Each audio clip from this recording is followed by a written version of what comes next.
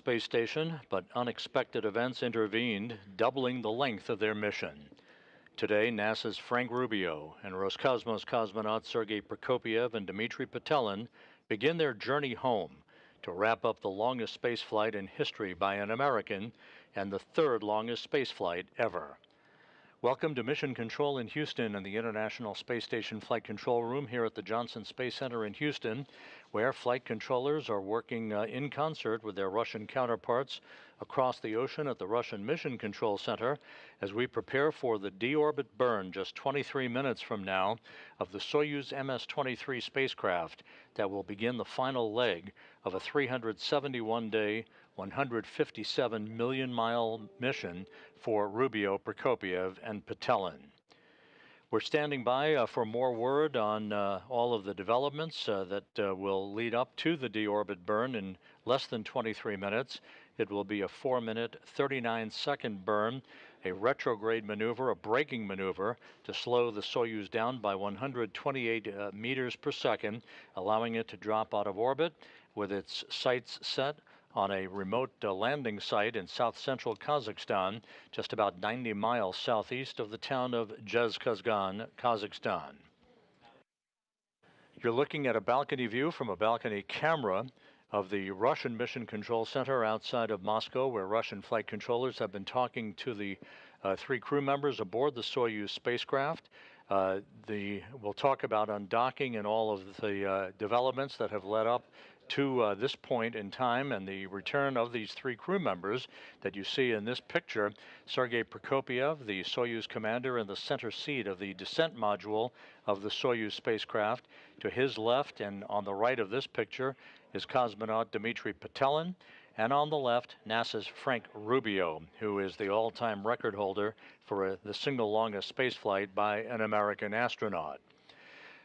At the time of landing that is coming up at 6:17 a.m. Central Time, 7:17 a.m. Eastern Time, this trio will have accrued 371 days in space, completing 5,936 orbits of the Earth, and as we mentioned, a mission spanning 157.4 million miles, roughly the equivalent of 328 round trips to the moon and back. Sergei Prokopyev, and this his second flight into space, will have accumulated 568 days in space, putting him 12th on the all-time list for most days in space by a human. Petelin and Rubio, of course, wrapping up their first mission in space and again aboard the International Space Station.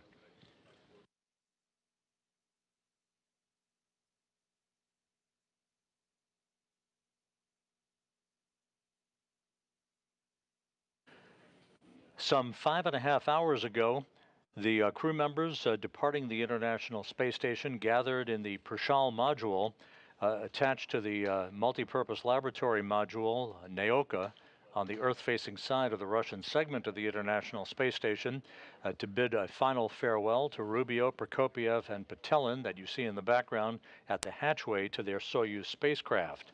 The 10 crew members that was then at that time Expedition 69 gathered for final pictures before the 3 departing crew members floated inside the Soyuz spacecraft and hatches were closed. This hatch closed on the station side of the docking interface between the Soyuz and the International Space Station, followed a few minutes later by the closing of the hatch on the Soyuz side. There were leak checks conducted. The 3 crew members donned their Sokol launch and entry suits, conducted leak checks on those suits, and they were all set to depart the International Space Station. Communications and systems checks were also conducted with the Soyuz crew on board the MS-23 spacecraft before the undocking occurred.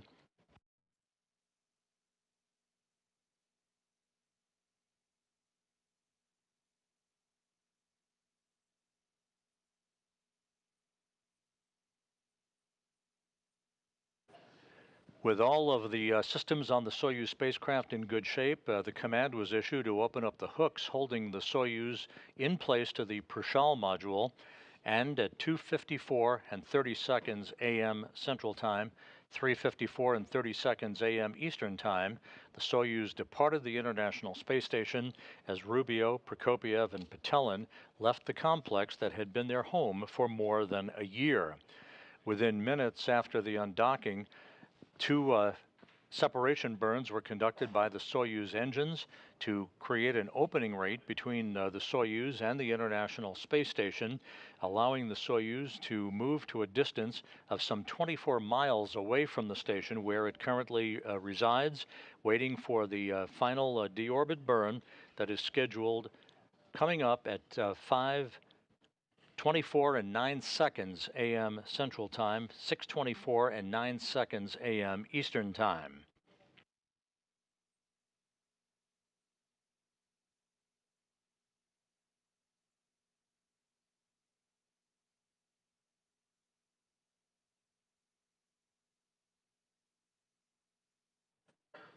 The configuration of the International Space Station before the undocking showed the two Soyuz vehicles, as you see in this graphic, the MS-23 that Rubio, Prokopiev, and Petelin are on board.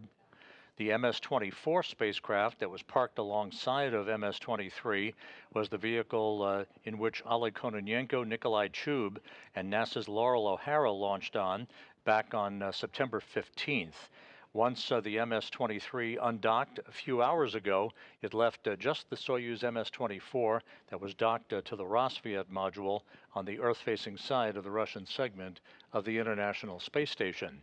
And at the time of undocking, Expedition 69 formally came to an end, and Expedition 70 began under the command of Andy Mogensen that you see in the front row in this crew portrait, along with NASA's Jasmine Mugbeli. From left to right, Nikolai Chub, Konstantin Borisov, Andy Mogensen, the new commander of the International Space Station, Oleg Kononenko, Jasmine Mugbeli, Satoshi Furukawa of the Japan Aerospace Exploration Agency, and NASA's Laurel O'Hara. So Expedition 70 now underway on board the International Space Station. The crew members on the station conducting some experiments and some housekeeping in the wake of the departure of Rubio, Prokopiev, and Petelin. Meanwhile, in Kazakhstan, which is the focus of attention, the NASA and Russian landing teams are about to take off from the airstrip in Zhezkazgan, the intermediary staging site for today's recovery operations. They will be taking off in Russian Mi-8 helicopters, making their way in about a 35-minute flight to the landing site in south-central Kazakhstan. They are also accompanied by all-terrain vehicles and an Antonov 26 fixed-wing aircraft that is serving today, as it always does for the Soyuz landings, as an airborne data and communications relay center, relaying data and voice from the crew once it approaches the landing site back to the Russian flight control team in Korolyov.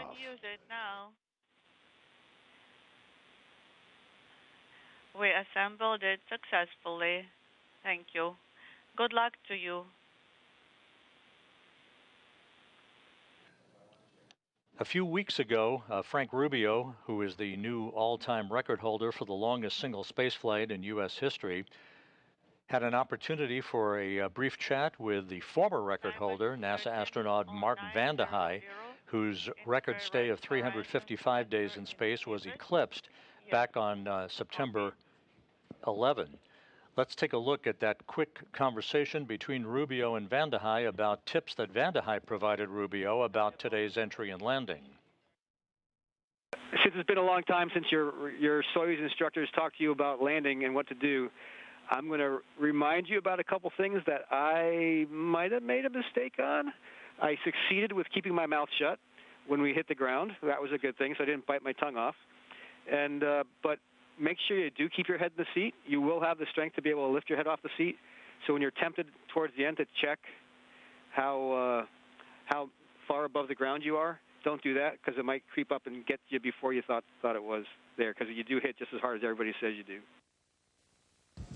Yeah, the good thing about that is that I'll have some help, because I think my spine has extended just enough that I kind of am wedged into my seat liner, so I shouldn't move very much at all.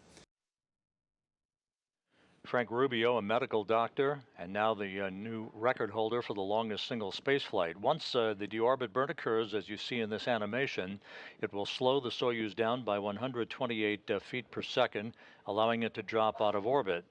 The pyros will fire about 27 minutes later to separate the three sections of the Soyuz vehicle, the descent module that the crew is strapped in, ready for entry, the only piece of the Soyuz that survives with its heat shield pointed in the direction of travel. About 15 minutes before touchdown, parachutes will deploy from the Soyuz in a carefully choreographed sequence that will enable the Soyuz to gently sway toward the landing site in Kazakhstan. Just a few seconds before touchdown, the soft landing engines will fire in a final braking maneuver, and the Soyuz will have touchdown. Again, the touchdown point about 90 miles to the southeast of Zhezkazgan in a remote area on the steppe of Kazakhstan, where the Russian search and recovery forces comprising the Rosaviatsia Civil Patrol will be waiting along with RSC Energia personnel to begin the extraction of the crew from the Soyuz spacecraft. Once out of the spacecraft, the crew will be placed in reclining chairs, comfortable chairs, to enable them to have a few minutes to regain their equilibrium. They will be feeling the tug of gravity against their bodies for the first time in more than a year today.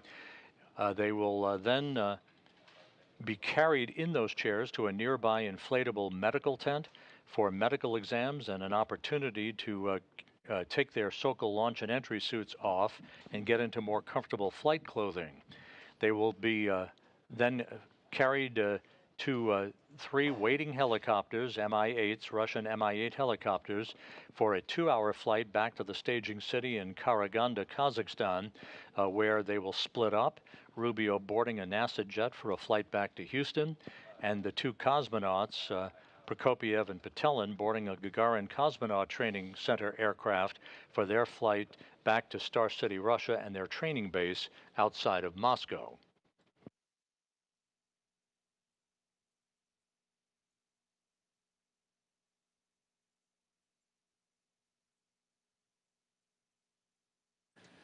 The latest weather reports from the landing site not quite as optimistic as they were earlier in the day. The temperature is hovering around the 70-degree mark Fahrenheit, but we're now looking at broken clouds at around 6,000 feet. There have been some rain showers in the area.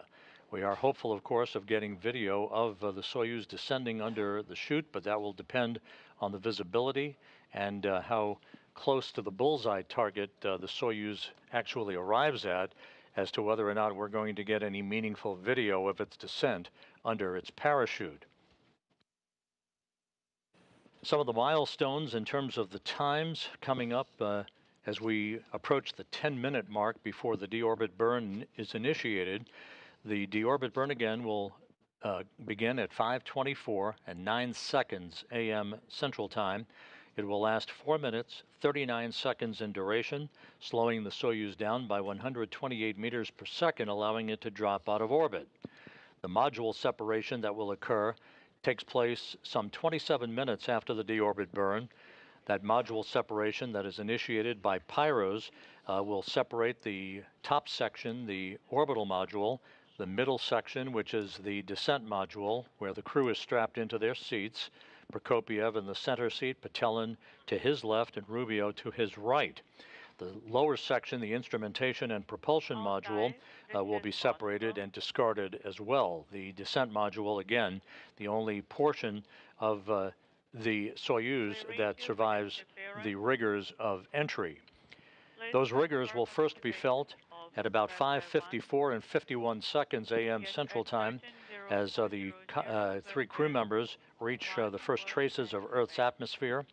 They will feel the first effects of Earth's gravity in more than a year at that point, as they then, just a few minutes later, enter into the plasma regime of peak heating, where temperatures around the spacecraft will rise to about 2,500 degrees Fahrenheit. That will last for about 5 minutes or so until they emerge from that section of the entry timeline. Maximum G loads on the crew will build up to about 4 to 5 Gs against their bodies before the command is sent to open up the parachutes at an altitude of 6.7 miles. That will occur at 6:03 and 13 seconds Central Time, 7:03 a.m. Eastern Time. This parachute deployment sequence is triggered by a pressure sensor at an altitude of 41,000 feet. At this point, the parachute cover is jettisoned by pyros and springs that pull out two extraction chutes, which in turn pulls out the drogue chute. That in turn pulls out the main chute. This all takes about 20 seconds to occur. Then at some 21,000 feet in altitude, another pressure sensor starts a timer that triggers the remaining events in the landing sequence. At 18,000 feet, commands will be issued to jettison the heat shield. That's about 3 minutes after parachute deploy. Those commands also inhibit the entry thrusters and opens valves to vent all of the hydrogen peroxide fuel for the entry thrusters and oxygen in the life support system tank. If we have video at that time, you'll see a white vapor. That is normal. That white vapor is a combination of hydrogen peroxide and oxygen venting into the air. The purpose of this is to safe the vehicle for landing so that the search and recovery forces that will be landing sequentially in their Russian Mi-8 helicopters after touchdown don't encounter any hazardous gases as they try to expedite the extraction of the crew from the Soyuz descent module.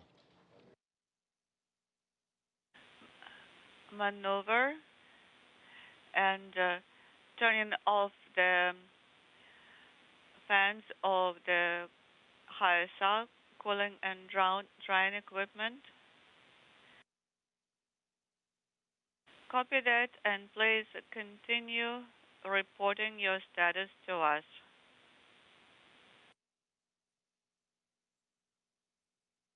And the HISA. This is Mission Control Houston, now just 7 minutes away from the deorbit burn, the initiation of the firing of the Soyuz engine that will last for 4 minutes and 39 seconds, slowing the Soyuz down by 128 meters per second. You'll hear call-outs from Soyuz commander Sergei Prokopyev.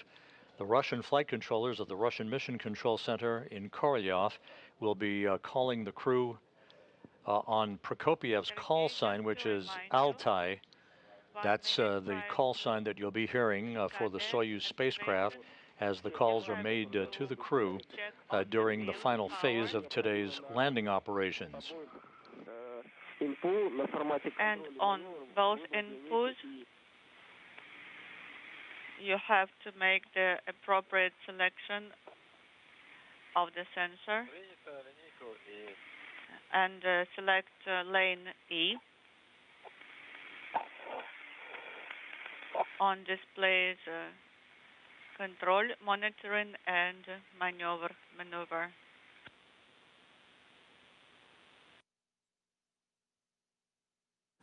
The three crew members are coming home in the Soyuz MS-23 that was launched in February as a replacement vehicle for the damaged Soyuz MS-22 that Rubio, Prokopyev, and Petelin launched on over a year ago in September of 2022. That vehicle was damaged on December 14th when it incurred a leak in its coolant system through its radiator. The coolant was depleted, thus rendering that Soyuz MS-22 unusable for the return of the crew. The Soyuz MS-23 was launched in February unpiloted, made an automated docking to the Prishal module on the Earth-facing side of the Russian segment of the International Space Station. The MS-22 was then undocked without a crew on board and returned to Earth for a landing in Kazakhstan in the same vicinity that these three crew members will be returning for a touchdown a little less than 1 hour from now.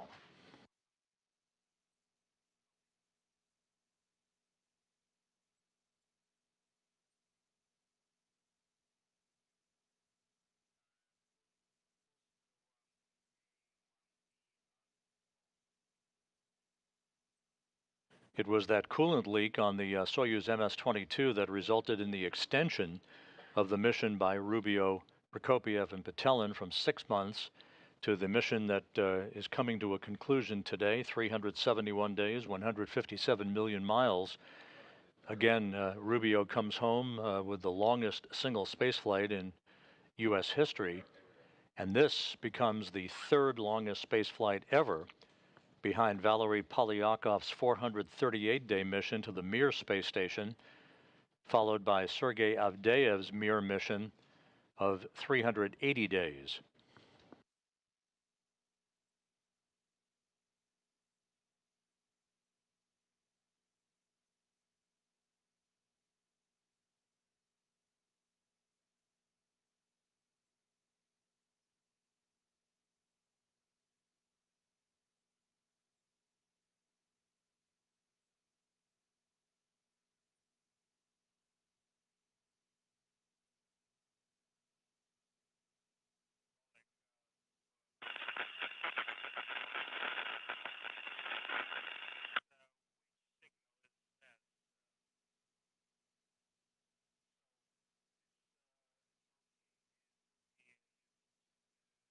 Less than 3 minutes now until the initiation of the deorbit burn.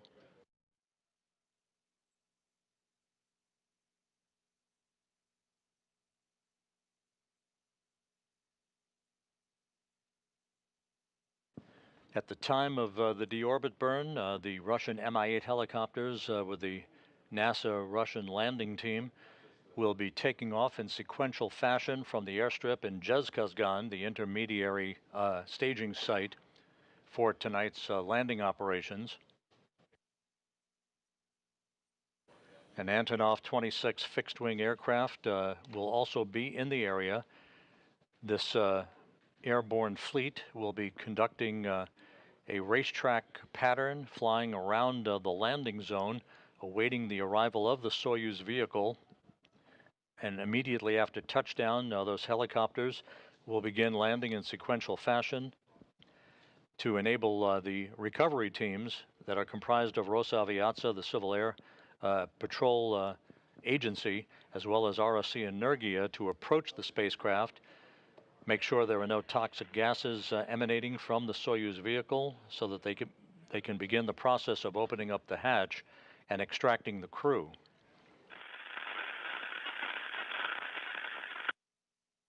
"90 seconds away now from the initiation of the deorbit burn.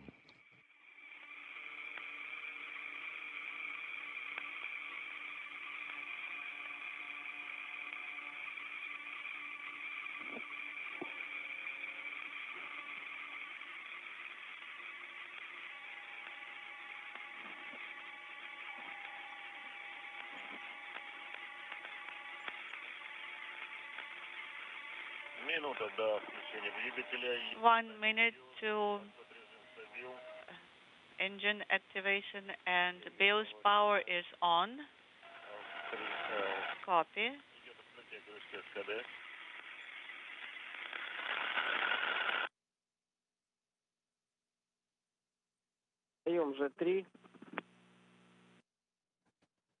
Russian flight controllers now intently watching their data, 30 seconds away from the start of the deorbit burn. Command.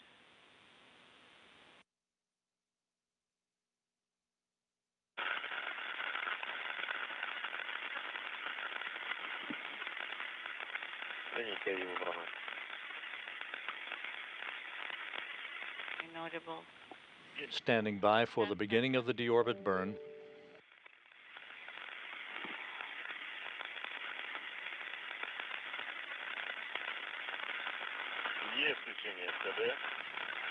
Thruster activated at 13:24. And the confirmation has been received that the deorbit burn is underway. This will last 4 minutes and 39 seconds. We'll be getting reports from Sergei Prokopyev on the progress of this burn that will slow the Soyuz down by 128 meters per second and begin the journey home for Rubio, Prokopyev, and Patelin. We have 13.3 in 13 seconds. 2 kilograms so far. And delta V increasing. Parameters are normal.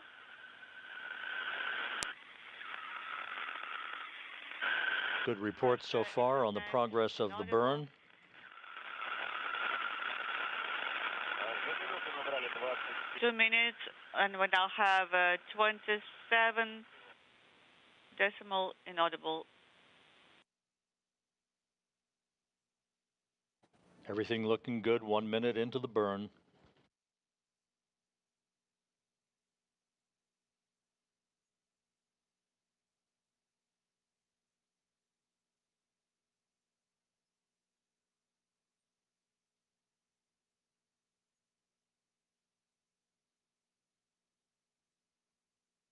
Three minutes left in the deorbit burn. Everything proceeding as planned. Параметры ходового в норме. KDU combined propulsion system parameters are nominal. Pressure in the oxidizer line inaudible.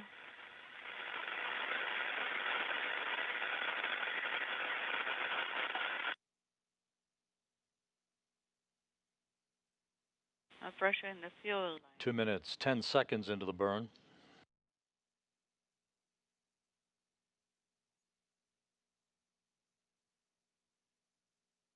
Change in velocity and all of the engine pressures looking good.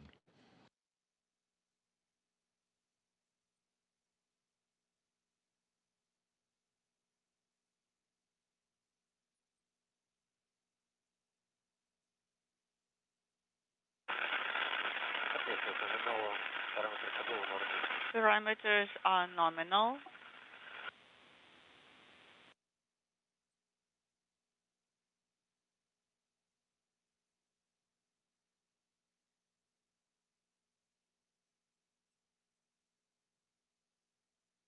Three minutes into the burn, about another minute and a half.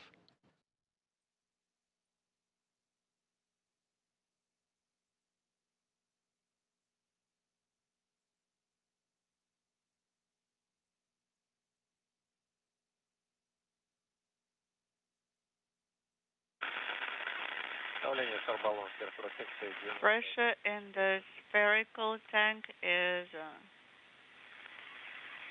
inaudible. 3.5 minutes into the burn, just about 1 minute left. 95 meters in 30 seconds, and the KDU combined propulsion system parameters are nominal.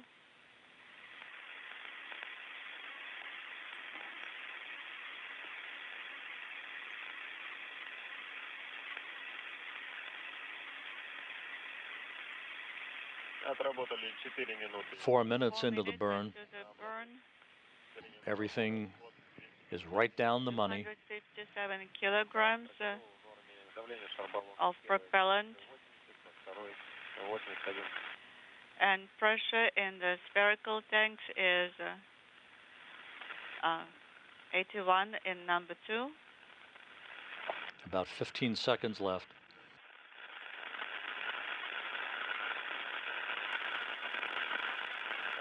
Все двигатели.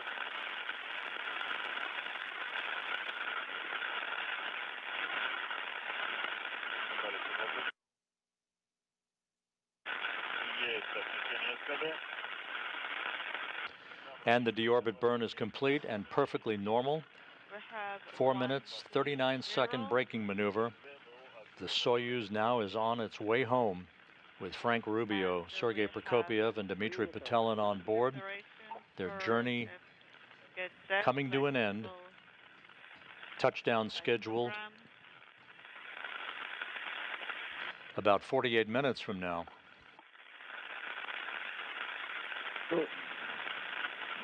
Открытие было, да? Is this KDU open? Pressure is The next dropping. milestone on the road home will be the module separation that is scheduled at 5:51 and 58 seconds a.m. Central Time. The pyrotechnic separation of the three sections of the Soyuz.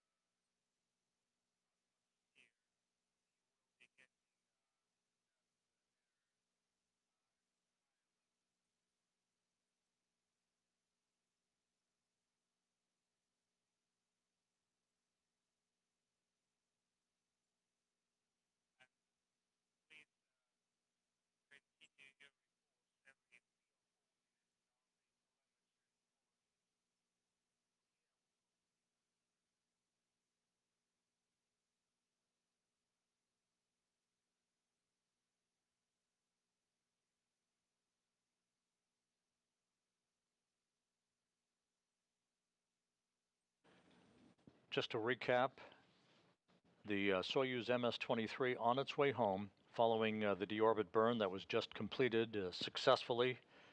Perfect timing, good pressure, good deceleration of the Soyuz, enabling it to begin to slide back out of orbit into the Earth's atmosphere. This coming in the wake of the undocking of the Soyuz from the Prishal module earlier this morning at 2:54 a.m. Central Time, 3:54 a.m. Eastern Time.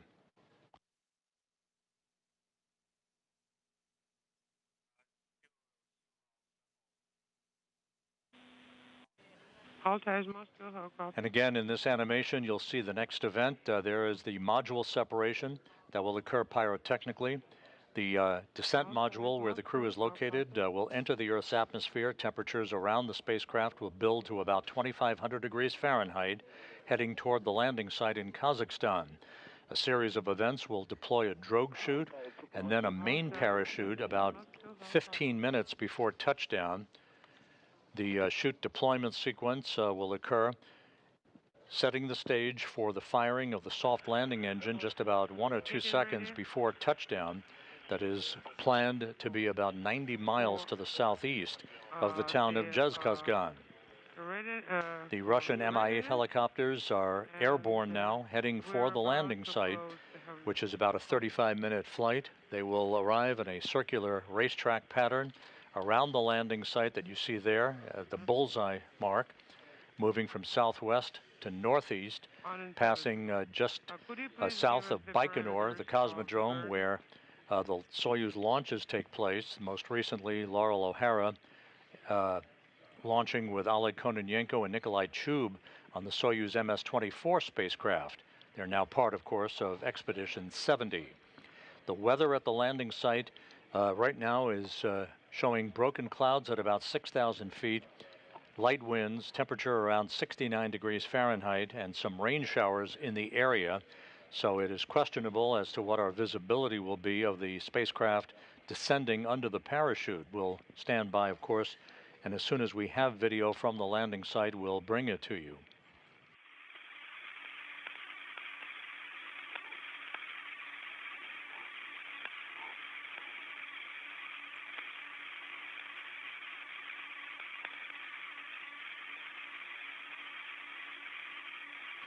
We're about 44 minutes away from touchdown.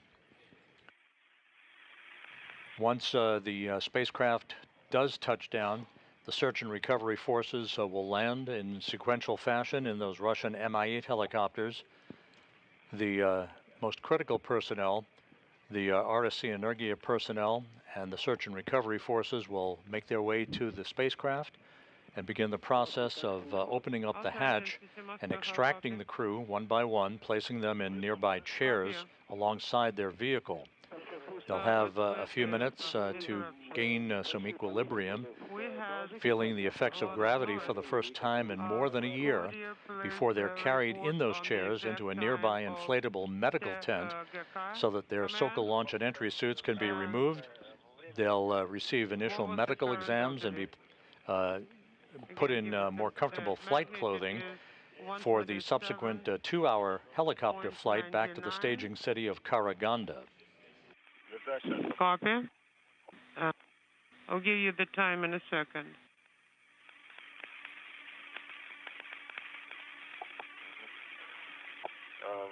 Okay, main engine cut off, command 132847. Copy. How copy? Yes, copy. Our specialists are working.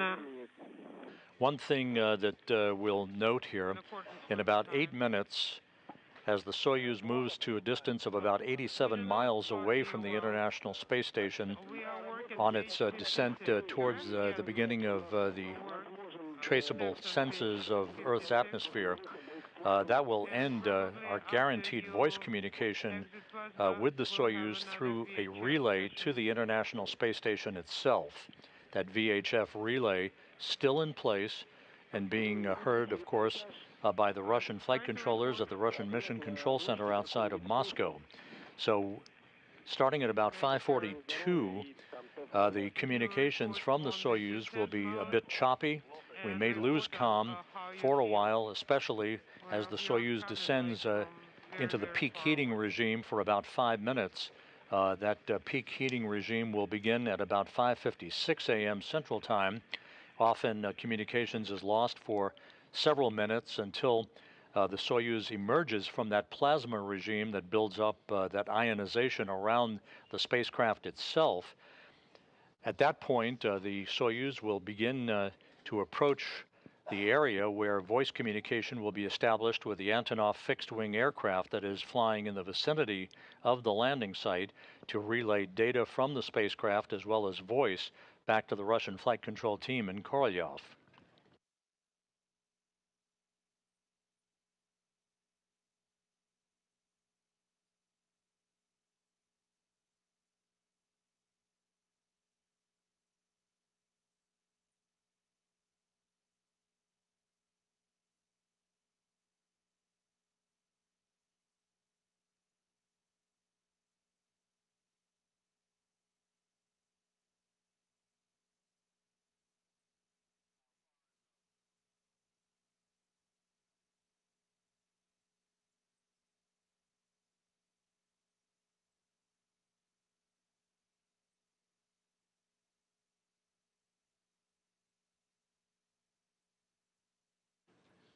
Three countdown clocks here in Mission Control are ticking backward towards major events that are upcoming. The separation of the three sections of the Soyuz about 14.5 minutes from now. The opening of the parachutes some 25.5 minutes from now.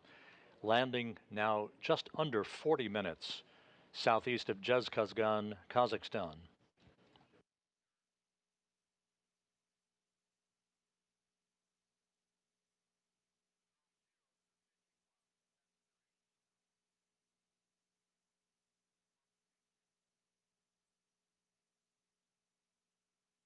In addition, right after the completion of the deorbit burn, the orbital module, the top section of the Soyuz spacecraft, the three-section Soyuz spacecraft, it was depressurized about 10 seconds after the conclusion of the deorbit burn, setting the stage for the module separation that's coming up.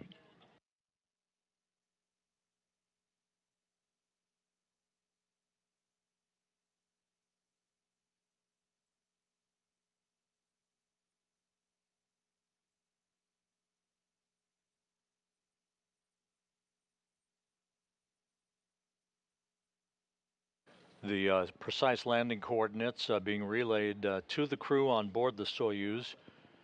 The current projection by the ballistics officers for the RSC Energia team at the Russian Mission Control Center shows the landing site at 47.20 degrees north, 69.39 degrees east.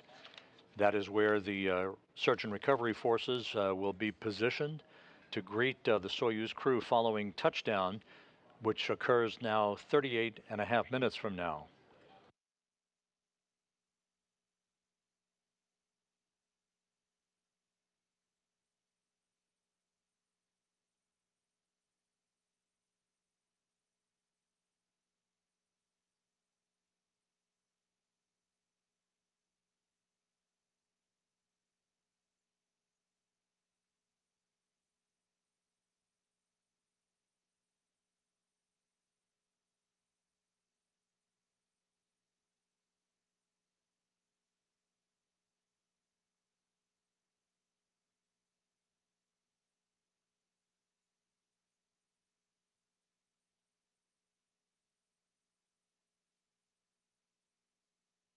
"12 minutes until module separation, the next major milestone en route home for Frank Rubio, Sergei Prokopiev, and Dmitry Petelin. This trio was launched on September 21st, 2022 on the Soyuz MS-22 spacecraft that ultimately was damaged, losing its cooling capability through a coolant leak in its radiator, and was rendered unusable for the safe return of the crew. The replacement craft that is coming home today, the Soyuz MS-23, was launched in February, unpiloted, And the Soyuz MS-22 was undocked and deorbited for a landing in Kazakhstan unpiloted. The coolant leak resulted in the extension of the mission by Rubio, Prokopiev, and Petelin that is coming to a close today after 371 days, the third longest spaceflight in human spaceflight history.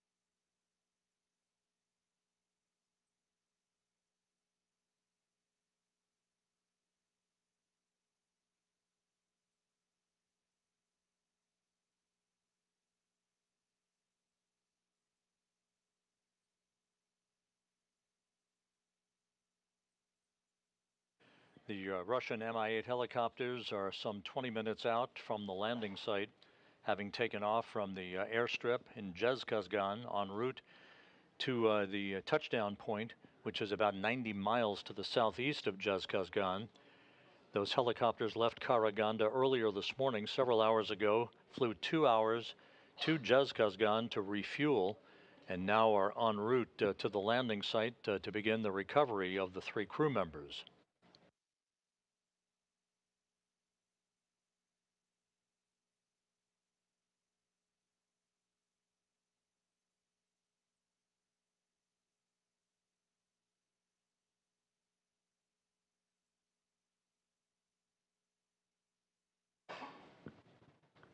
And we've reached the point where the Soyuz is far enough away now from the International Space Station that the voice communications relay capability through the station is no longer available or should not be available. So communications may be a bit sporadic and choppy from this point on through the descent through the Earth's atmosphere. 9 minutes until module separation.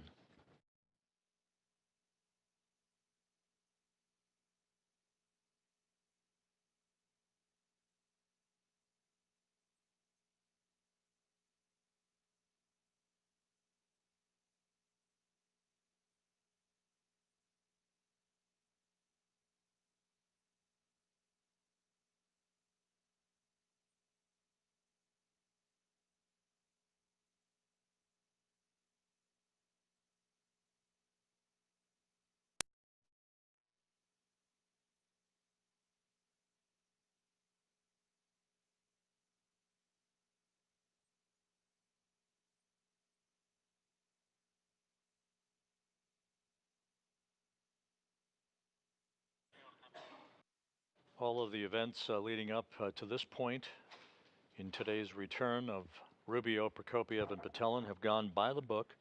The undocking that occurred earlier today at 2:54 a.m. Central Time, 3:54 a.m. Eastern.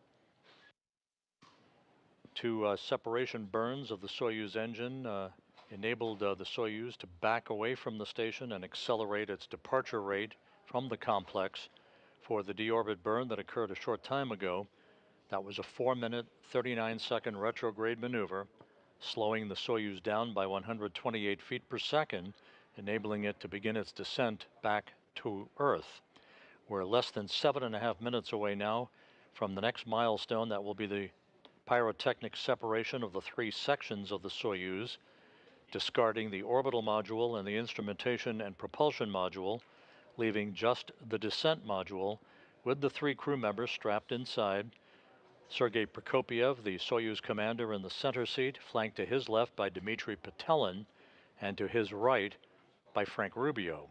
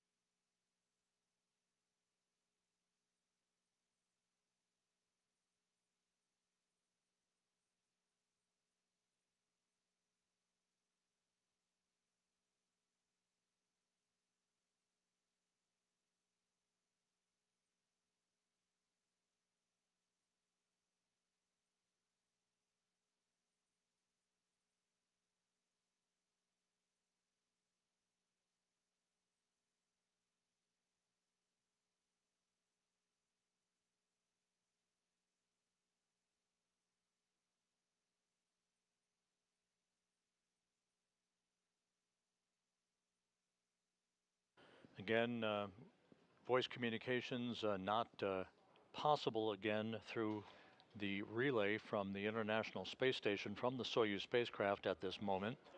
The Soyuz now too far away from the station to provide that relay. This is normal. Everything is proceeding on track, coming up on the 5-minute mark until module separation.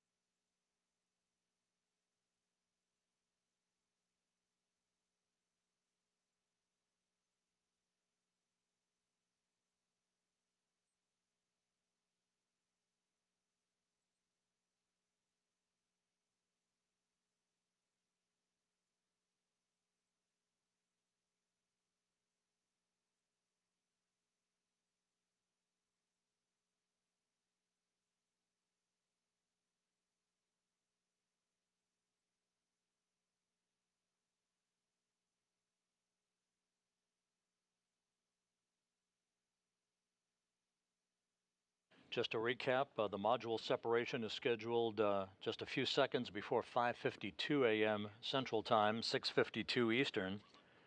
That will be followed about 3 minutes later by entry interface at an altitude of 62 miles. The first tug of gravity against the 3 crew members' bodies in over a year at that point as they begin the plunge back into the atmosphere. Some 2 minutes after that, they'll entry into plasma, where the peak heating around the spacecraft will begin. Temperatures around the Soyuz will build to about 2,500 degrees Fahrenheit, the heat shield in the direction of travel for the descent module. As it ablates or repels that heat, there will be an orange fireball, if you will, around the spacecraft. This is typical for returning space vehicles coming through the atmosphere at their high rate of speed. This will be about a 3-minute regime in the plasma for the 3 crew members. Once they emerge from that, G loads or the G forces against their bodies will build to about 4 to 5 Gs just after 6 a.m. Central Time.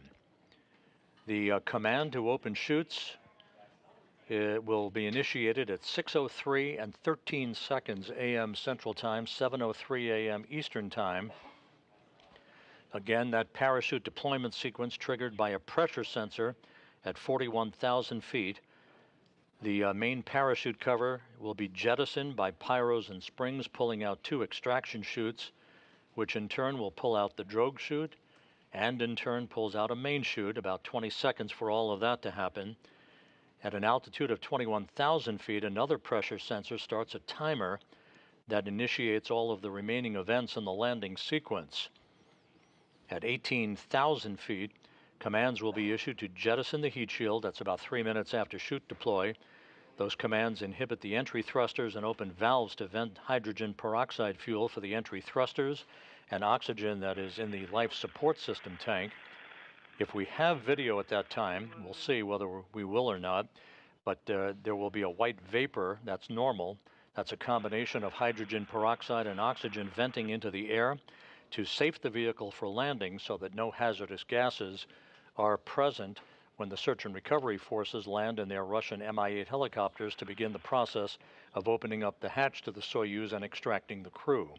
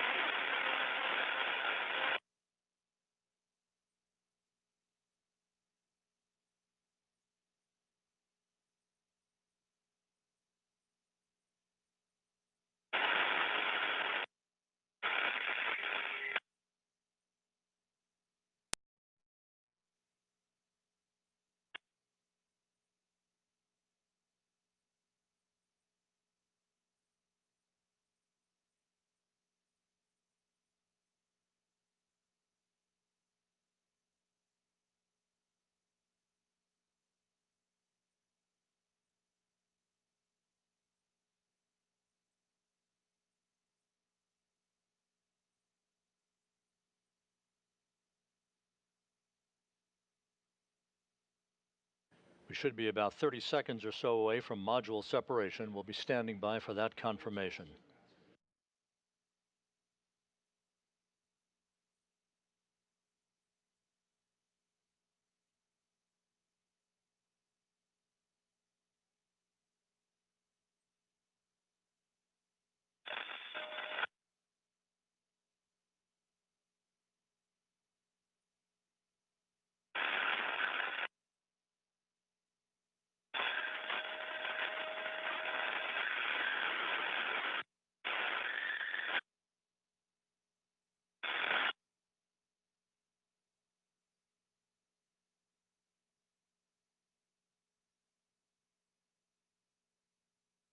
And now reports having been received from the Russian Mission Control Center of a nominal separation of the three sections of the Soyuz. Module separation is now complete. That all went by the book. The next milestone about 3 minutes from now, and that will be the Soyuz hitting the top of the Earth's atmosphere.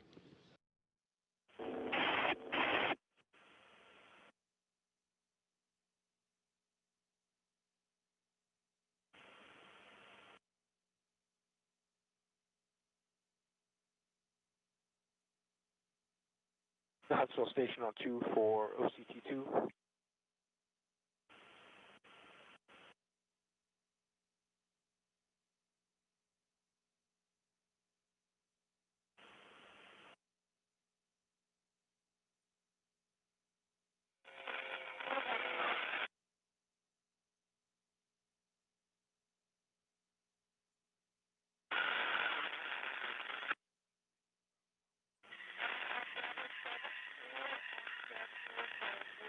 The Russian Mi-8 helicopters, part of the Rosaviatsa search and recovery forces, are nearing the landing site southeast of Zhezkazgan to move into a racetrack pattern, an oval-shaped pattern around the landing zone, awaiting the arrival of the Soyuz spacecraft, with touchdown scheduled about 23.5 minutes from now.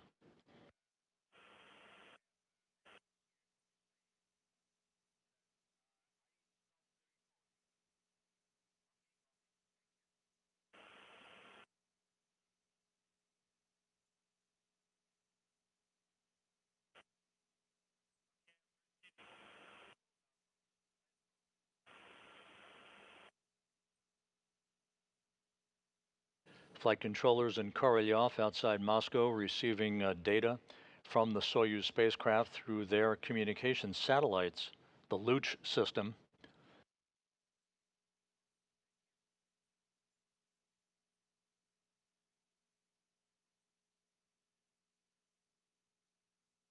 The Soyuz now has entered the Earth's atmosphere.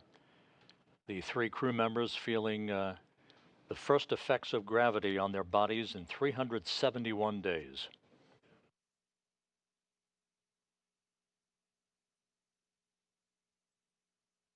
Just over 8 minutes until the scheduled deployment of the parachutes.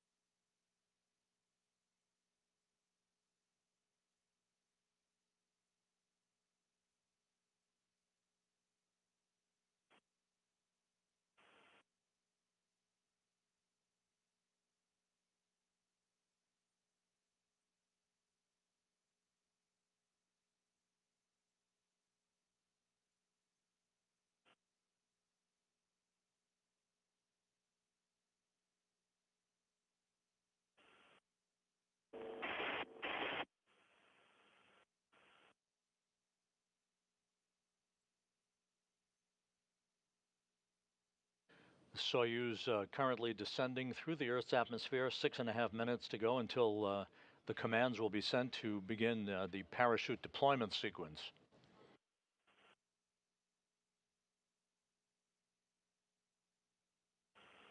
As expected, we are not receiving voice communication from the crew. This is typical at this point of the entry sequence. Once the spacecraft passes through the plasma regime, the period of peak heating, we should be hearing from the crew once again, with communications relayed through the Antonov 26 fixed-wing aircraft in the vicinity of the landing site.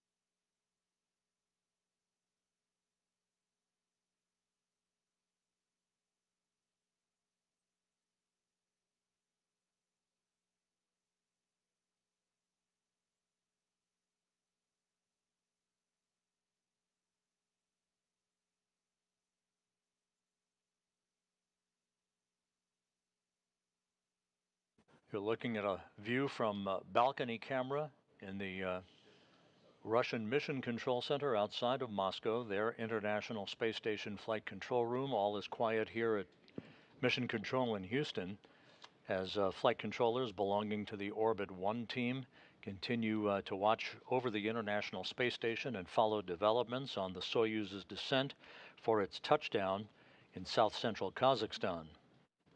Landing is scheduled just over 19 minutes from now.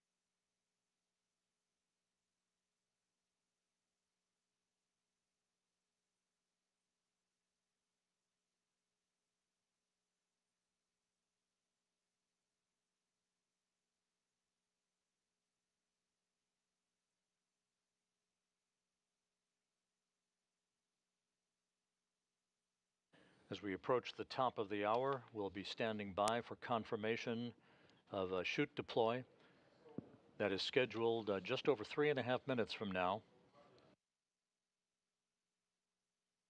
The Soyuz should be emerging from that plasma regime any minute.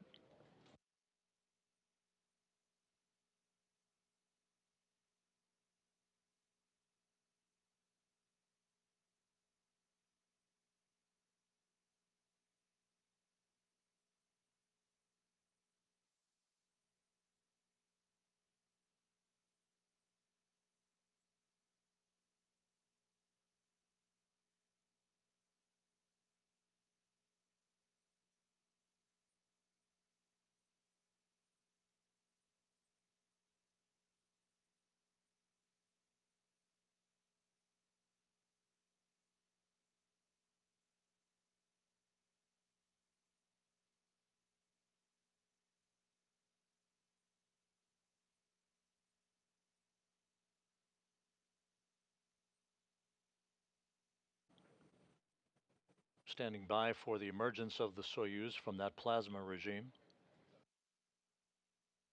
This is the point where the crew is experiencing maximum G loads on their bodies of about 4 to 5 Gs.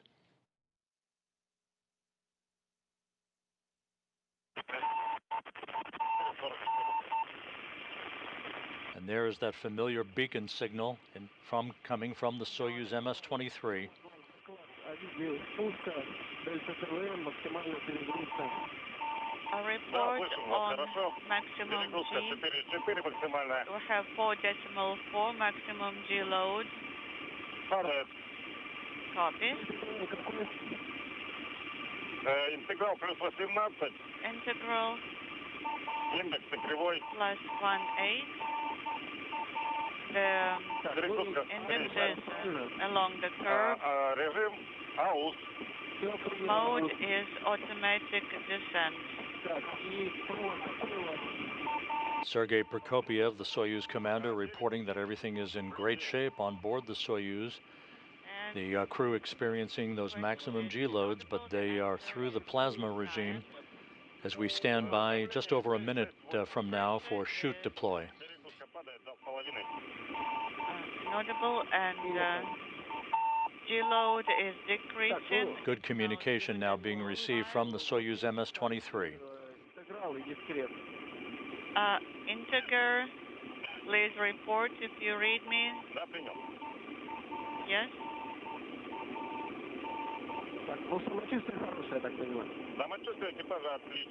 And how are you feeling? We are feeling great. Thank you. End of control. Integer is +18. Index positive +1. Copy.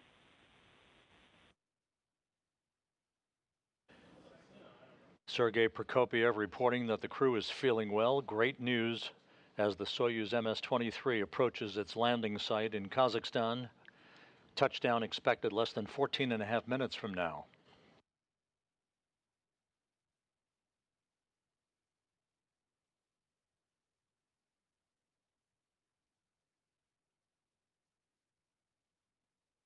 We should be getting confirmation momentarily on the opening of the chutes.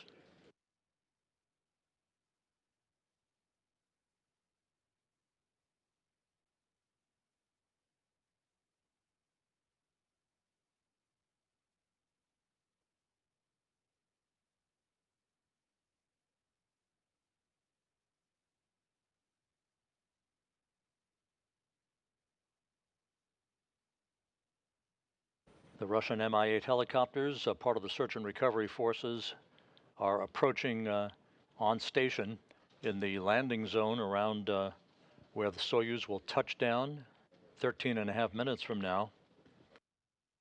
We should be getting confirmation momentarily on shoot deploy.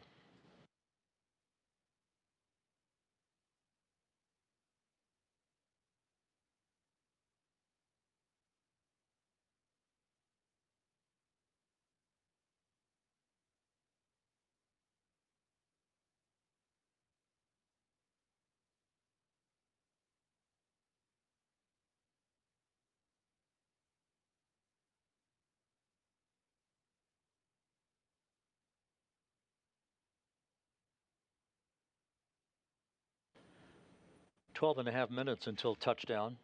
Still awaiting confirmation from the search and recovery forces that they have the Soyuz in sight under its parachute.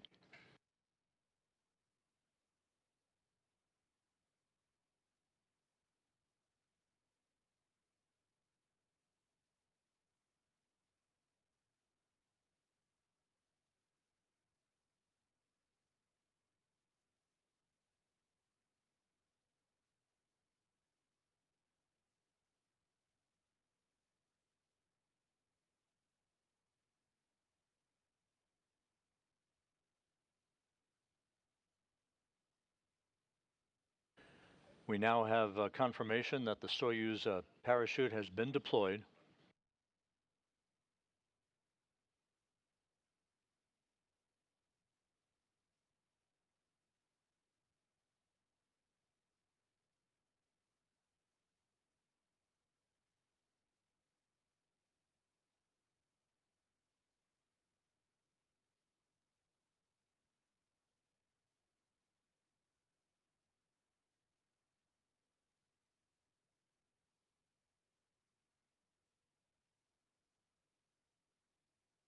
Once again, the Soyuz MS-23 is now descending toward its landing. Just about 11 minutes from now, its parachute has deployed. The crew is feeling well, according to Sergei Prokopiev, the Soyuz commander. All of the entry events have gone by the book to this point.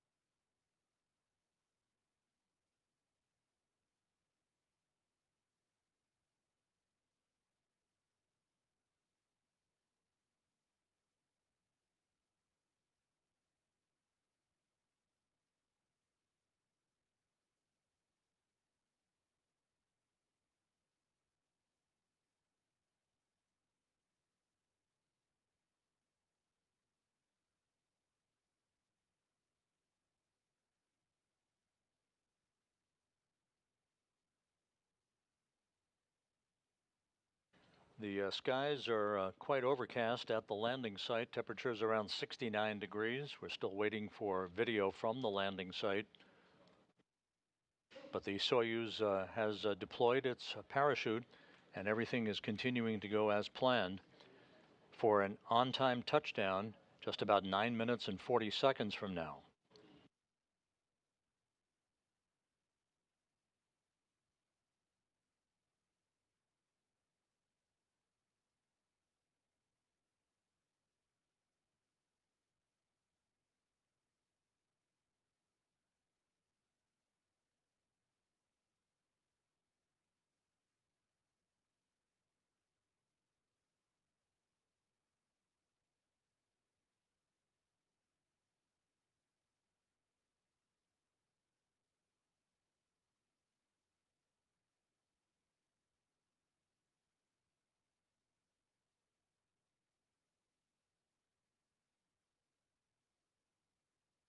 The search and recovery forces at the landing site now confirm that they have the Soyuz in sight under its parachute. All of the events to this point have been a winner. Everything has gone according to schedule, and the crew, according to Sergei Prokopyev, the Soyuz commander, is feeling well. Just 8.5 minutes until touchdown.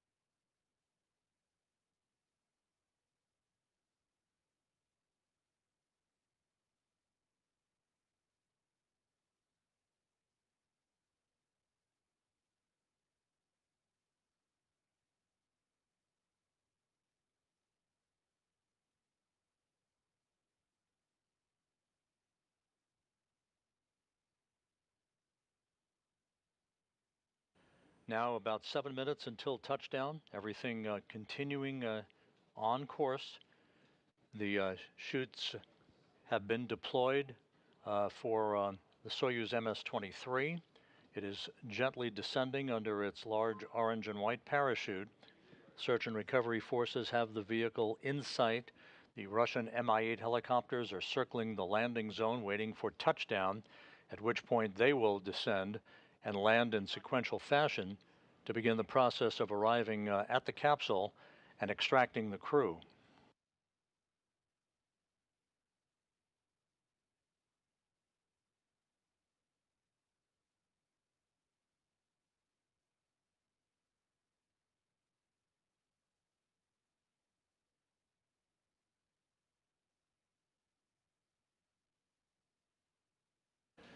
And there's our first view of the Soyuz MS-23 under the chutes. 6 minutes until touchdown. This video is courtesy of Roscosmos.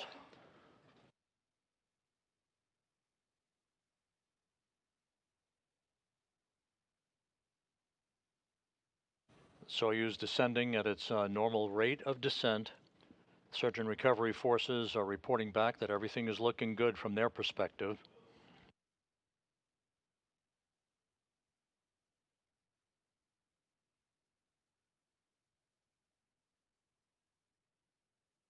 There were some rain showers in the area earlier today.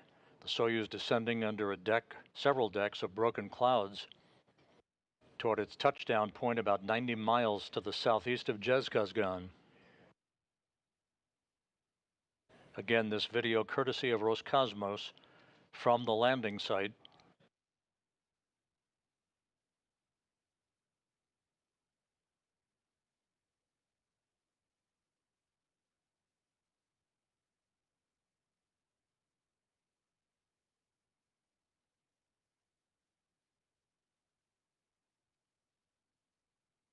Inaudible. Less than 5 minutes to go until touchdown. The extended mission of Frank Rubio, Sergei Prokopyev, and Dmitry Petelin is now in the home stretch.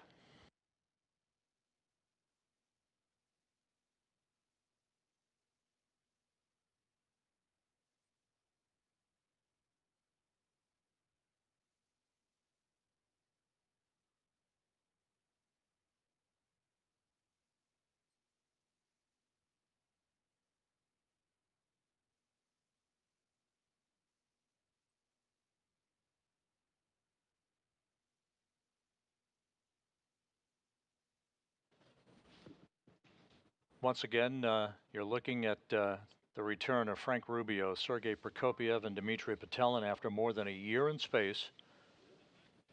Less than 4 minutes from touchdown on the desolate steppe of Kazakhstan.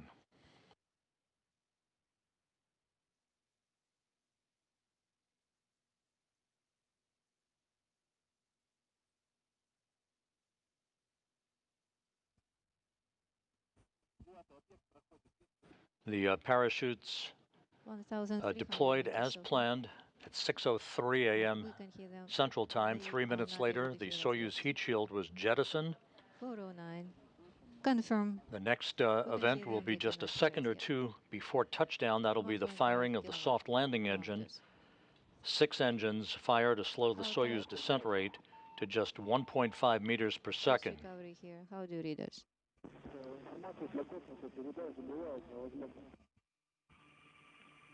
Inaudible. We observe you. We have a visual. How do you read us here?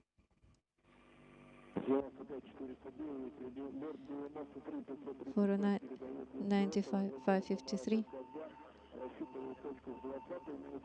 Search and recovery forces communicating directly now with Sergei Prokopyev, saying that they have a good visual on the spacecraft. Just over 2 minutes until touchdown. It has been 1,000 meters. We are not able to connect with them in audio yet.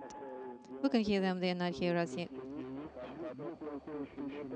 It has been 1,000 meters. We hear them, they are not. Less than 1,000 meters from touchdown.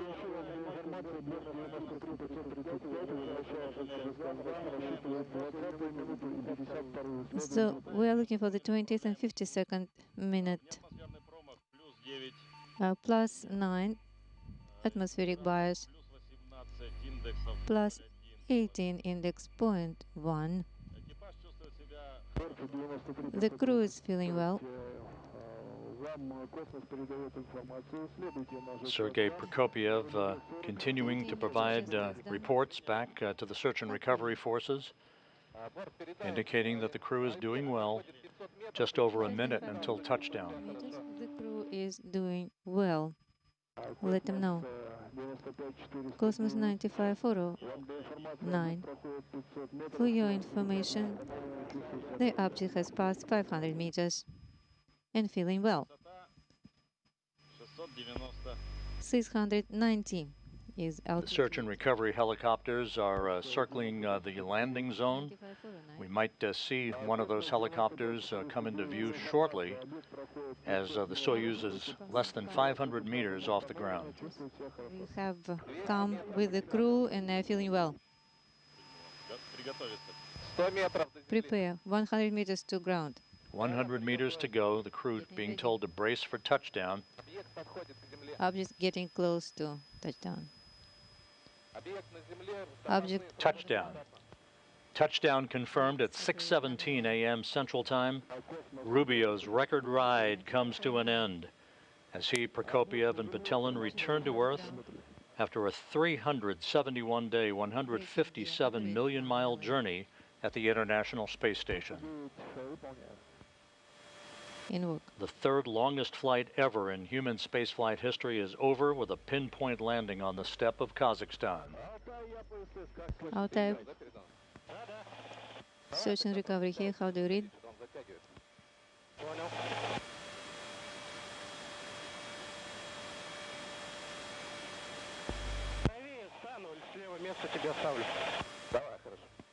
Okay, all good.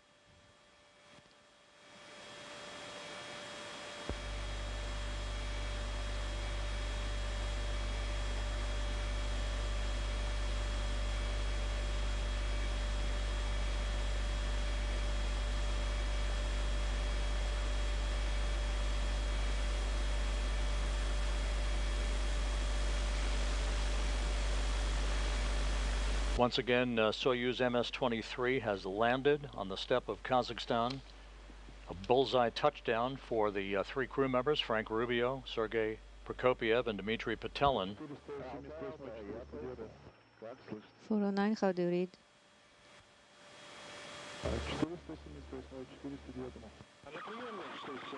Two 409. Landing occurring as planned at 6:17 a.m. Central Time, 7:17 a.m. Eastern Time, 5:17 p.m. at the landing site that you're seeing right now in our live view. I believe so. Let it get a bit About an hour closer. and 53 minutes before sunset.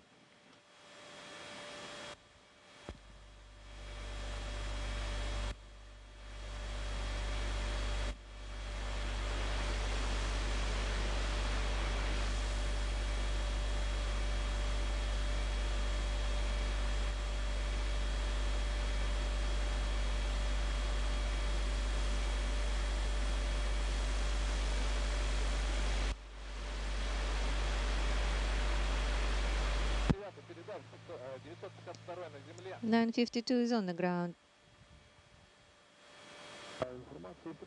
The Russian Mi-8 helicopters are now descending What is it? in sequential fashion to arrive in the vicinity of the spacecraft. You can see one of those helicopters in view.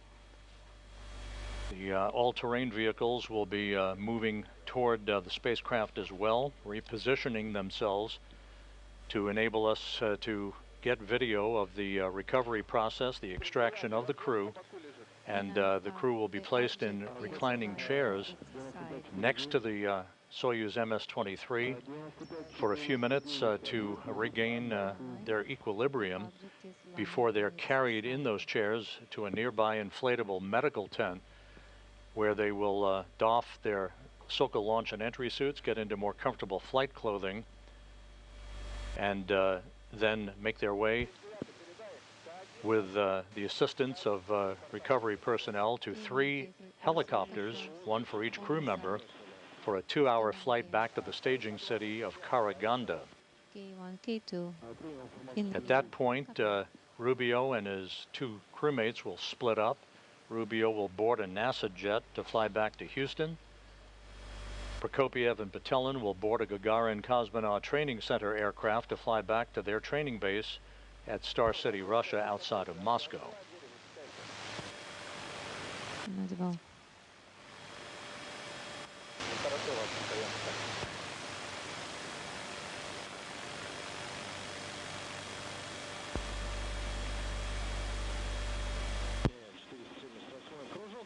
Well, 77, I will circle one more time.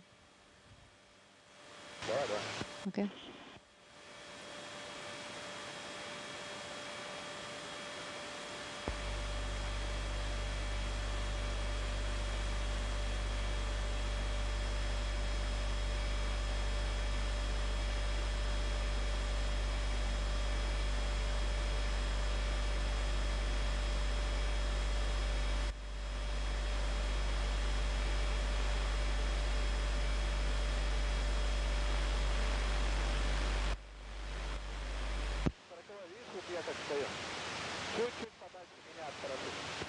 Go a little bit further, 49.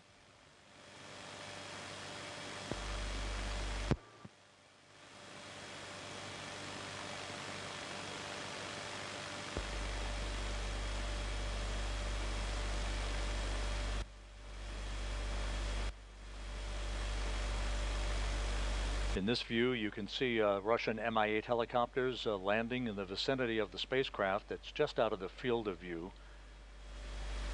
The all-terrain vehicle that carries this television equipment that you saw the landing from will be repositioning itself a short time from now and make its way to the Soyuz as it documents for us, and hopefully we will be seeing the extraction of the crew and the crew being placed in those reclining chairs by the capsule.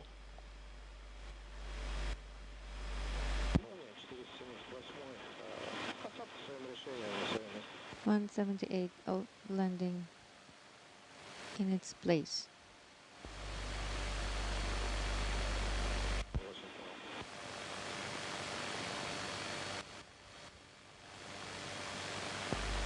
At the Russian Mission Control Center in Korolyov outside Moscow, the Russian words "Есть посадка," they've landed, and a greeting welcoming Frank Rubio back after his record-setting mission for an American astronaut of 371 days in space.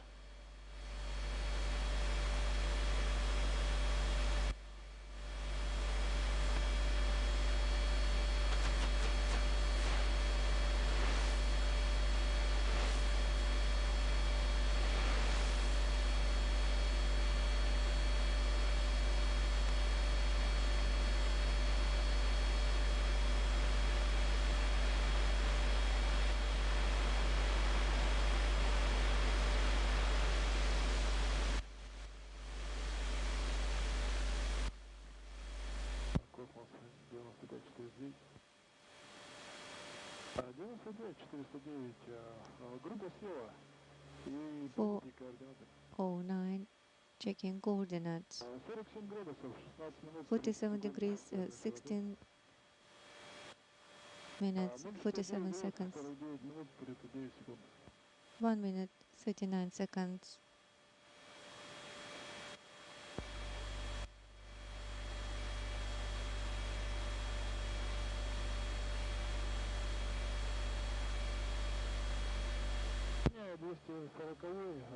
This is 240. I'm following 49.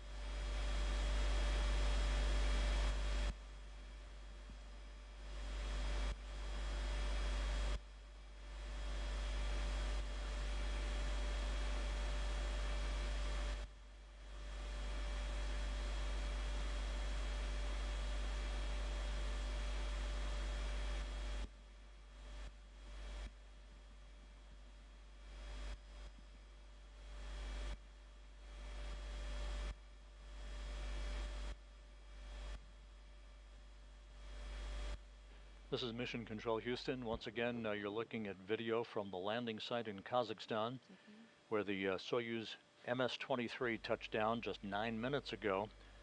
The Russian Mi-8 helicopters have landed in the vicinity of the spacecraft. They will soon approach the spacecraft to begin the process of opening up the hatch and extracting the crew. Touchdown occurred right on time at 6:17 a.m. Central Time, 7:17 a.m. Eastern Time. 24 bias.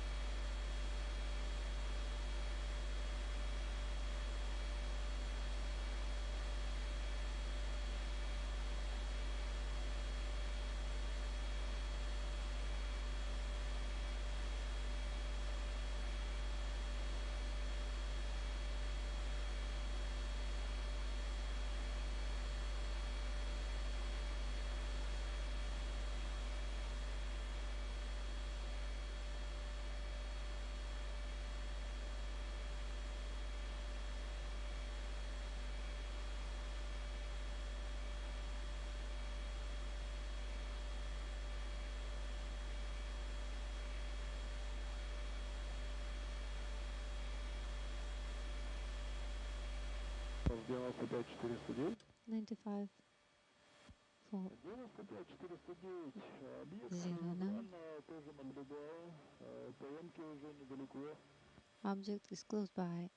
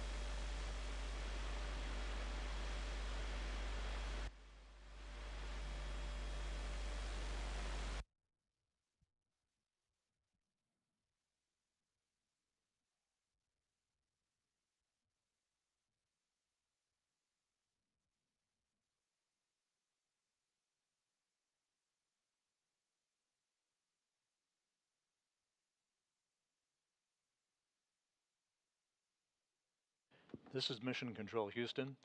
Once again, the greeting on the front screen of the Russian Mission Control Center, welcoming home Sergei Prokopyev, Dmitry Petelin, and Frank Rubio after their 371-day mission.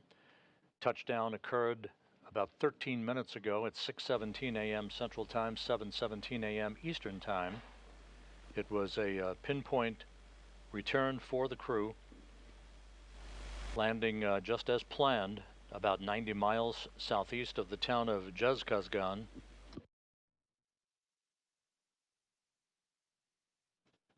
The Russian search and recovery forces, the Russian Mi-8 helicopters, have landed to begin the process of extracting the crew from the Soyuz. All of the events beginning with hatch closure late last night Central Time, followed by the undocking of the Soyuz from the International Space Station's Prishal module at 2:54 a.m. Central Time this morning, and the deorbit burn that occurred several hours later. All of those events went by the book. No issues whatsoever. Sergei Prokopyev reporting to the search and recovery forces in the final minutes before touchdown that the crew was feeling well and ready for their return to Earth.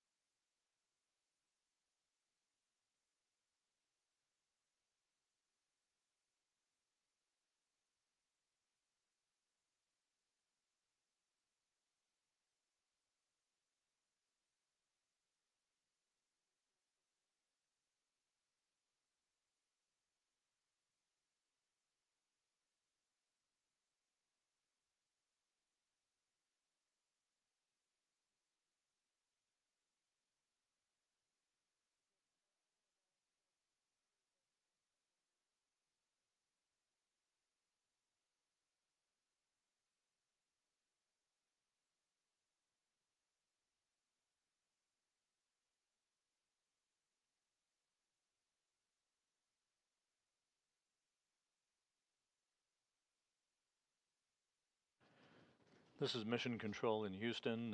We're still awaiting for video from the spacecraft at the landing site. The search and recovery forces are there. They are beginning the work to extract the crew from the spacecraft. So far, we do not have video alongside the spacecraft itself. The video resources at the landing site have to be repositioned from where they were to show us the touchdown that occurred about 18 minutes ago.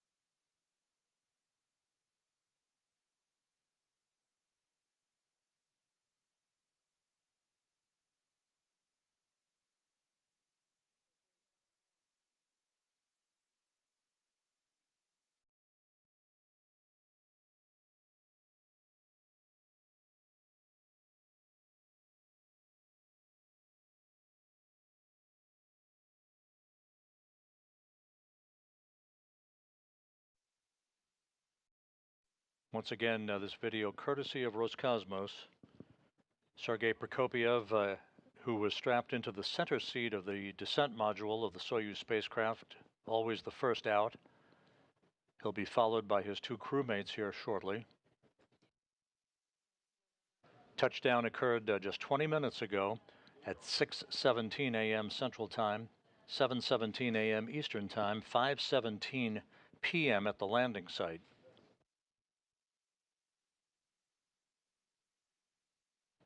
The crew home after 371 days in space, the third longest space flight in history, and of course for Frank Rubio, the longest single space flight by an American astronaut. Did you realize that you are finally on the ground? It has been more than a year. Well, the result is the main thing. Just perfect, just ideal.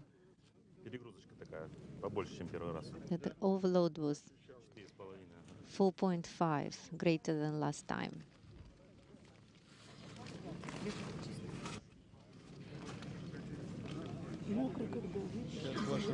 So wet. I'll take care of you. All good.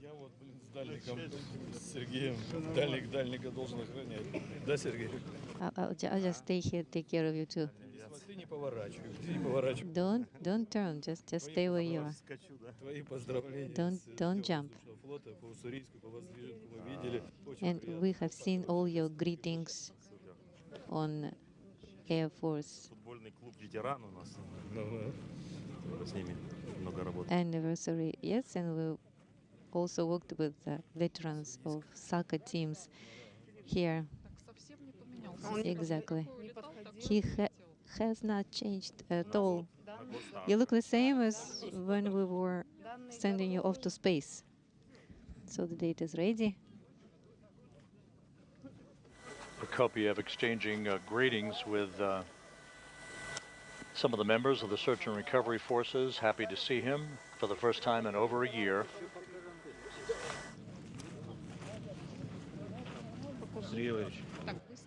And from the view we just had, it appeared as if the Soyuz was pulled over onto its side Congratulations. as opposed to being upright. Thank you.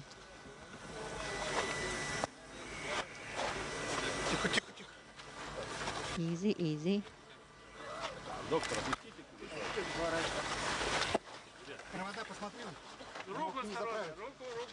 Check the arm. Check the cables. Careful. Easy. Frank Rubio, the U.S. record holder for the longest single space flight in history, back on Earth. Here you are. Don't fall. Very nice to see you.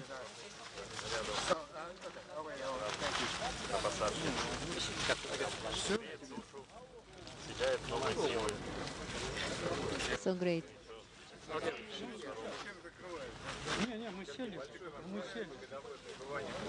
We're all here.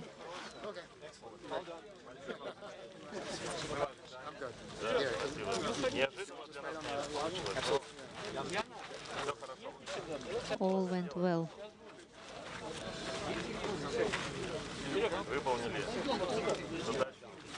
All the tasks completed. So we performed all the program and performed additional tasks. Field test? What about the field test? No, we're not going to have a field test now, but tomorrow we'll have a Созвездие constellation experiment that is going to be an interesting experiment on controlling manual descent. Thank you.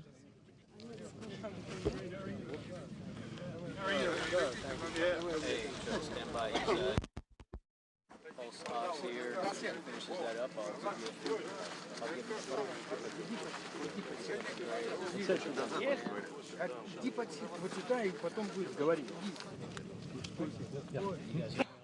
I'll give you 97.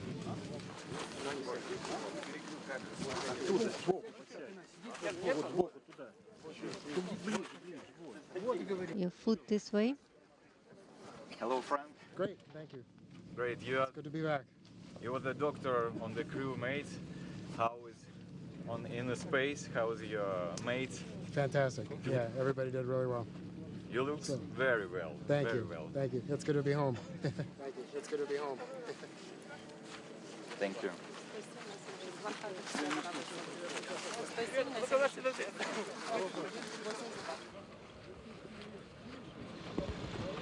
Once again, the view from the landing site, right by the Soyuz MS-23. Frank Rubio on the left, Sergei Prokopiev on the right.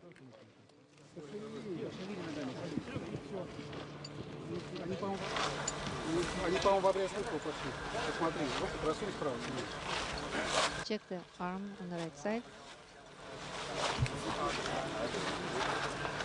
And Dmitry Petelin now being removed from the Soyuz spacecraft. Easy, easy here. Turn. Legs. Turn back.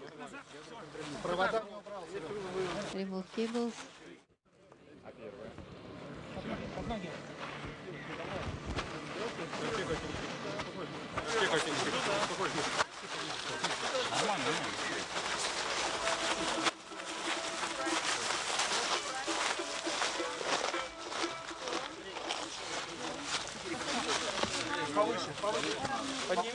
Little higher. Move him a bit higher.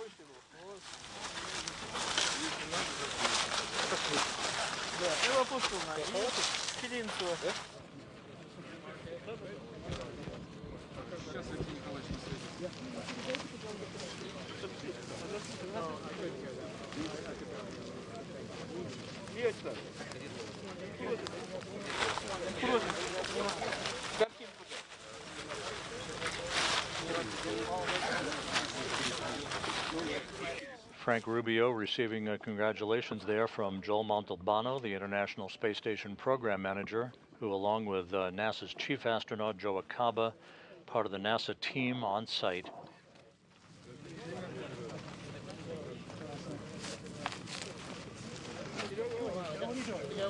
Come on, Joe.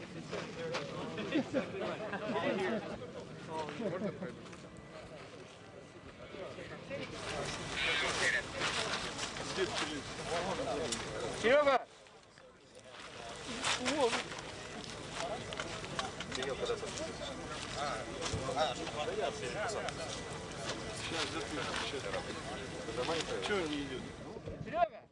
Sergey?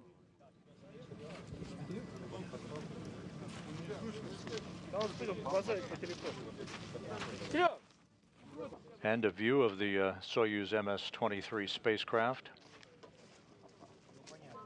that touched down 28 minutes ago at 6:17 a.m. Central Time. Yeah, drink a little bit. Hold it.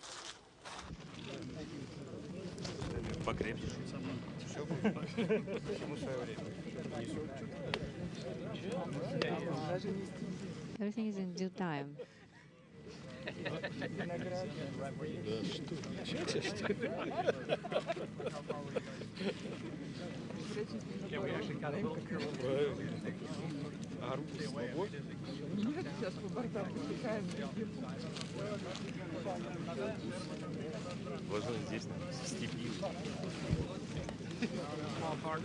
We're here in the steppe of Kazakhstan.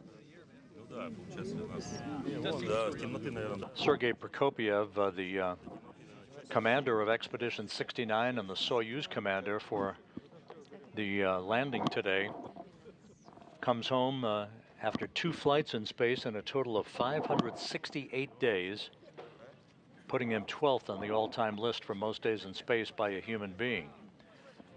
And there are technicians who are gathering up the parachute that deployed about 15 minutes before touchdown.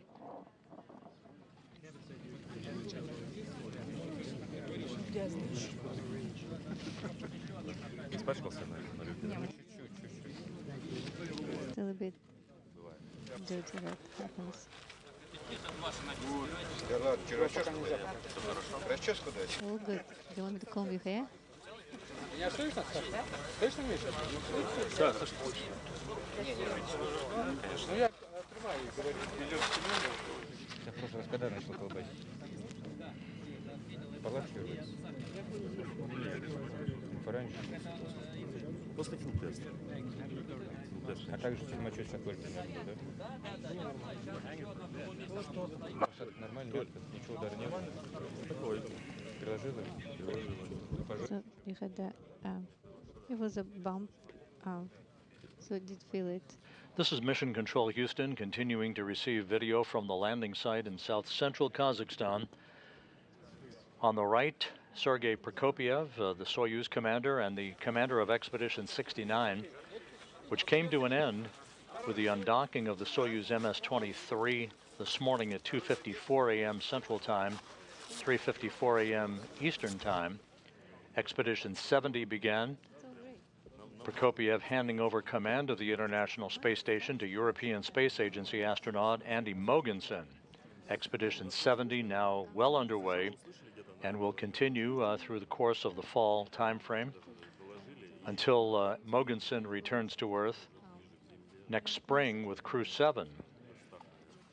At about 300 meters, CAM was established again.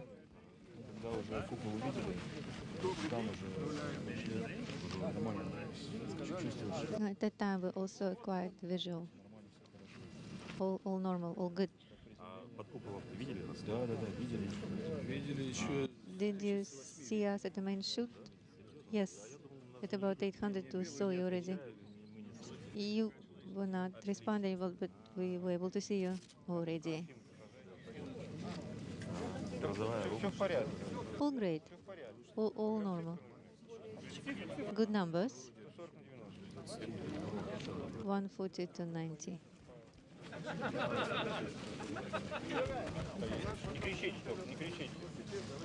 Don't scream over there. Так, слышно меня? Ты сунул рацию, тут какие? Ну да, я их не слышу. The next step for the 3 returning crew members, they'll be, as you look at the all-terrain vehicles that are on site, the 3 crew members will be carried in those chairs into a nearby inflatable medical tent to doff their Sokol launch and entry suits, get into more comfortable flight clothing, and then they'll be transported in those ATVs to 3 awaiting Russian Mi-8 helicopters to take off for a 2-hour flight back to the staging city of Karaganda to the northeast of the landing site.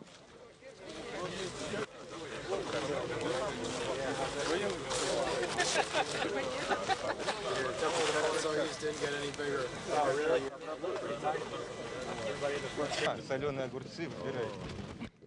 And maybe you want some pickles. Oh yeah. Maybe some succulent pork. That would be nice. Well, not right now, in about a week.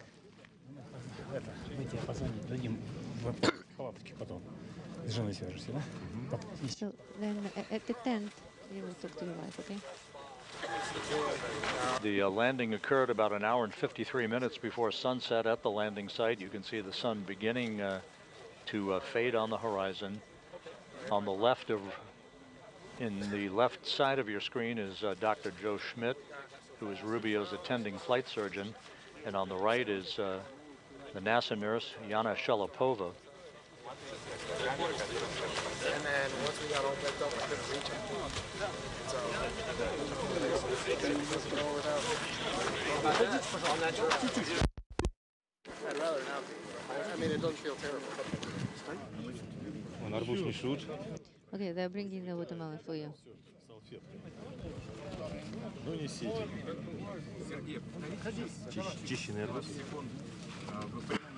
Make sure you clean it from the seeds. Okay, good. Oh, rada watermelon. Good deal. I am the commander of the search and recovery helicopter. So my apologies if we had to wait a little bit. But from all of us, we would like to give you this, the fruit of the earth.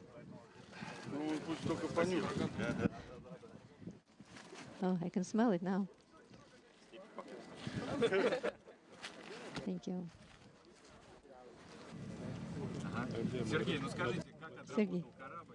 And Dmitry Patelin, who was board engineer number 1. He and Prokopiev conducted 6 spacewalks during their time on board the International Space Station. As they should have. What did you bring from space? Good mood. And in my personal items, I had all the rings and crosses that I took with me. This is something green. I forgot what it feels like. I did request the watermelon in advance, and I appreciate it. Thank you. Let's move it a little bit closer.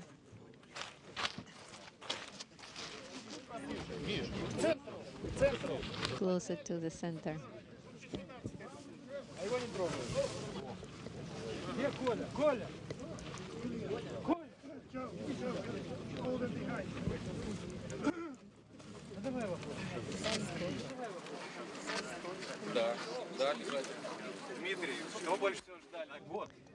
Dmitry,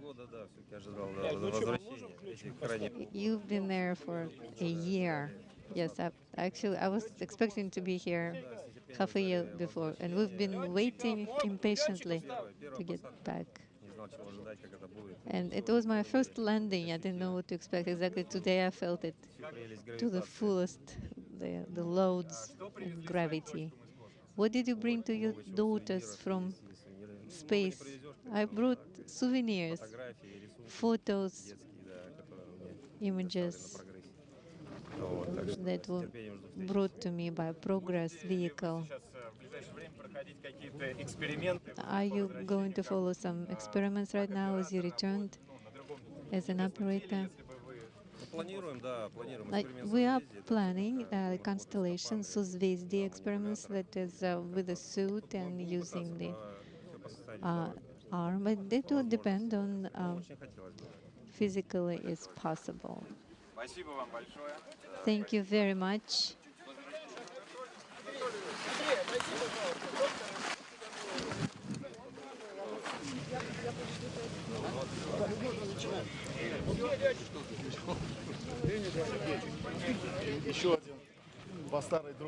The crew members being presented with fruit at the landing site For you. and matryoshka dolls. We can open it.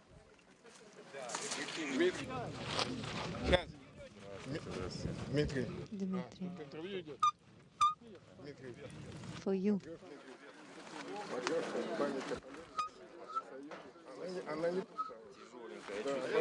That is a heavy one. A heavy wooden doll, matryoshka.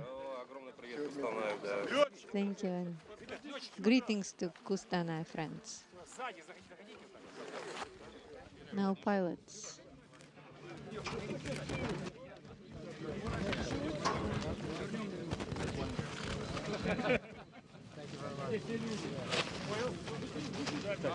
Photo. They stand in the back.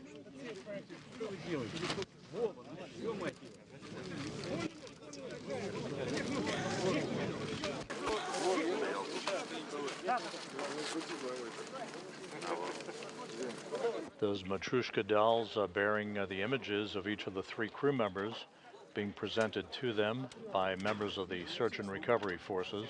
I'm taking pictures of everybody. All perfect. Very good. The Soyuz landed 40 minutes ago at 6:17 a.m. Central Time, 7:17 a.m. Eastern Time, 5:17 p.m. at the landing site.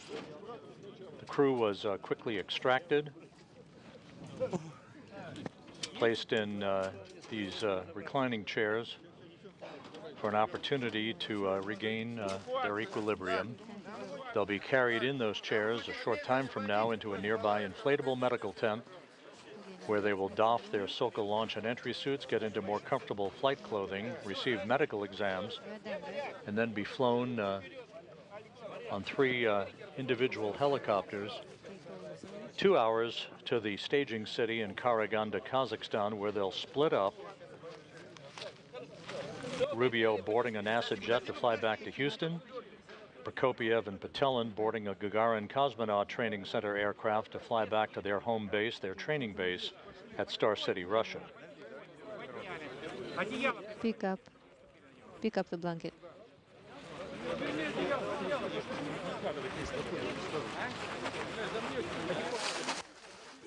Prokopiev, thumbs up, being moved toward that medical tent.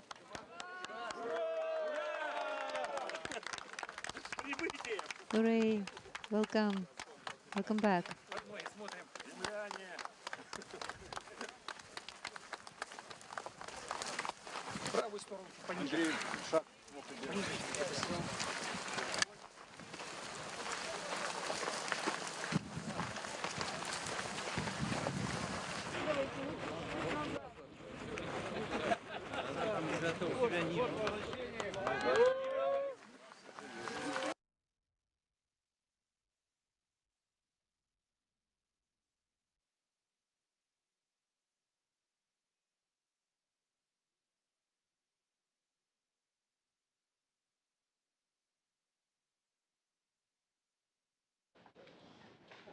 So with that, the three crew members being brought into the medical tent at the landing site following their pinpoint touchdown to complete a 371-day, 157 million mile mission, the longest space flight by an American astronaut, Frank Rubio, the third longest space flight in history.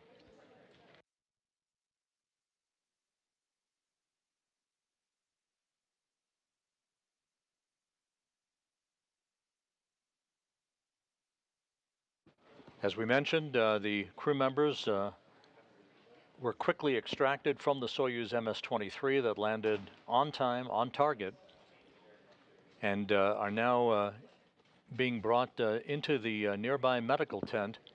And there's a view of Frank Rubio with Joe Acaba and the rest of the NASA team helping bring him into the medical tent. In the back, you see ISS program manager Joel Montalbano. The crew will get out of those Sokol launch and entry suits. They'll put on comfortable flight clothing and prepare for their helicopter flight back to Karaganda, Kazakhstan, and eventually their trip back to their respective hometowns. Rubio coming to Houston, Prokopiev and Petelin coming to Star City, Russia. So with that, the crew is now back in the medical tent. Medical exams in store for them as they have landed after more than a year in space, the third longest space flight in history, a successful end to an eventful mission that was extended by 6 months, but ended in great fashion with a bullseye touchdown on the steppe of Kazakhstan. Frank Rubio, Sergei Prokopiev, Dmitry Petelin, safely back on Earth. With that, we'll wrap up our coverage for tonight and this morning. We thank you for joining us throughout the night. Stay tuned for more to come on the ventures of the Expedition 70 crew aboard the International Space Station.